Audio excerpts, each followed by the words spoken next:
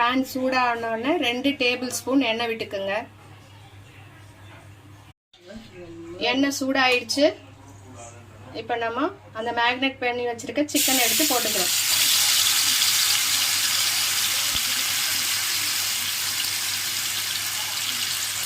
நல்லா வேகணும். வெந்த உடனே எடுத்துக்கலாம். சிக்கன் நல்லா ஃப்ரை ஆயிடுச்சு. இப்போ நம்ம மற்ற தட்டில் மாற்றிக்கலாம்.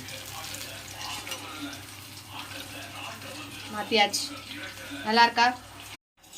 வேக வச்ச சிக்கனை எலும்பெல்லாம் எடுத்துட்டு கறி மட்டும் தனியாக எடுத்து உதுத்து வச்சுருக்கோம். இப்போ இதை மிக்ஸி ஜாரில் போட்டு ஒரு ஓட்டு ட்ரிக் ட்ரிக் அப்படின்னு ஓட்டிக்க வேண்டியது, அவ்வளோதான். மிக்சியில் போட்டு வச்சுருக்க சிக்கனை எடுத்து இப்போ அது கூட கொஞ்சமாக ஆனியன், டொமேட்டோ, க்ரீன் சட்னி அரைச்சி வச்சுருந்தோம் இல்லையா, அந்த க்ரீன் சட்னி, ஃப்ரெஷ்ஷான மயோனஸ் நாங்கள் வீட்டில் செய்தோம், நீங்கள் கடையில் வாங்கினது கூட யூஸ் பண்ணிக்கலாம்.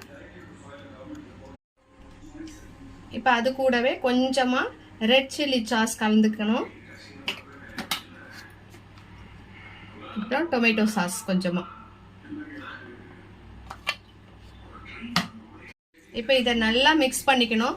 நல்லா மிக்ஸ் பண்ணிட்டா நல்லா ஃப்ரெஷ்ஷான கிரேவி கிடச்சிடுது நம்மளுக்கு. சவர்மா அந்த கிரேவி கிடச்சிடுது. நல்லா கலர்ஃபுல்லாக இருக்குது, பார்த்துக்கோங்க.